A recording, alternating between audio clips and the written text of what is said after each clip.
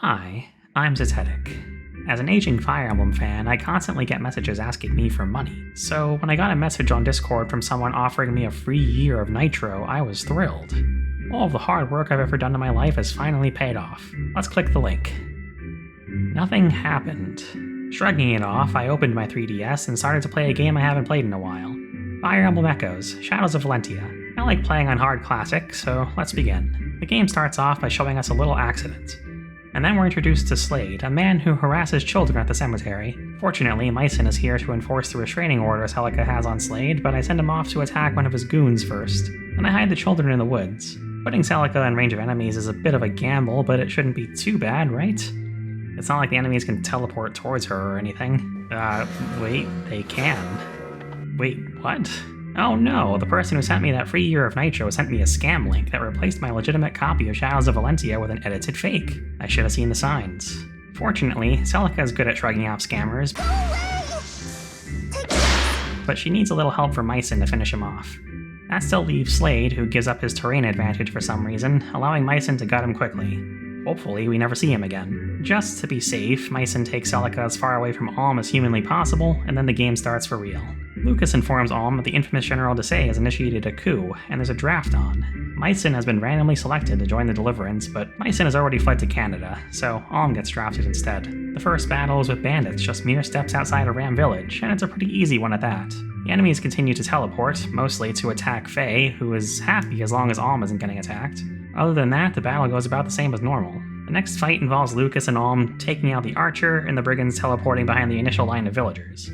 It just makes them a bit easier to level up though, since once the brigands are sufficiently injured, they run towards the supplies in the southwest, which they can't quite reach without being killed by practically any of our units. I use Alm to bait out the boss and Lucas kills him. Next up is the Thieves' Shrine. The random battles go pretty normally here. I grab everything in the dungeon and Cliff gains speed with leveling up to level 3. For the main battle with the Brigand boss, I group up all of my units on the left side, which causes the archer to teleport closer.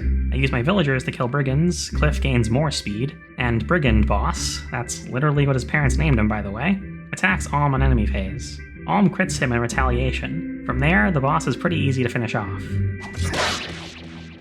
Silk is rescued, and she immediately gives Alm Milla's turn wheel and an absurd amount of magic mushrooms, both of which are very useful for this run, and she joins the party. Cliff gets promoted to an archer, Tobin becomes a mage, Gray is a mercenary now, and Faye evolves into a cleric. This is pretty much what I always do whenever Cliff gains at least 1 point of speed. If he hadn't, I would have switched to Cliff's and Gray's promotions. Good for them in any case. At the back of the shrine are a couple of sacred springs. I decided to give water or speed to Silk, Faye, and Lucas. +1 speed to each unit will help fix some minor issues they would otherwise have with getting doubled, which I'm more concerned about than actually doubling because enemies can teleport and destroy me at any time, and I'd rather they attack once than twice. Speaking of being destroyed, it's time to fight the Leather Shield mercenary, who, interestingly enough, isn't actually the boss of the map, although he should be. On my first attempt, he teleports and nearly kills Silk on turn 1. Because all of my units are too spread out to deal with him, I just restart the game and keep my units more tightly packed, so that they can all respond to the Merc if necessary. When the Merc does eventually warp in, I use magic to take chunks off of his HP, try to use Cliff and Alm to whittle him down a bit more, but they both miss because of course they do, use Milla's turn wheel, have Cliff and Alm hit this time, and use Tobin to kill the boss.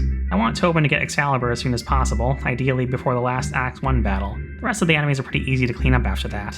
The next battle puts us outside of the southern outposts, which the enemies are happy to teleport out of to attack us. Now is a good time to mention something I've observed by now. There is a maximum number of enemies that can teleport on any given turn, and that amount appears to be 3. This is useful information, trust me. The enemies are pretty easy here when they come to us, thanks to the fact that we don't have to fight them on tile, which gives an avoid bonus for some reason, but the boss doesn't move until we get really close.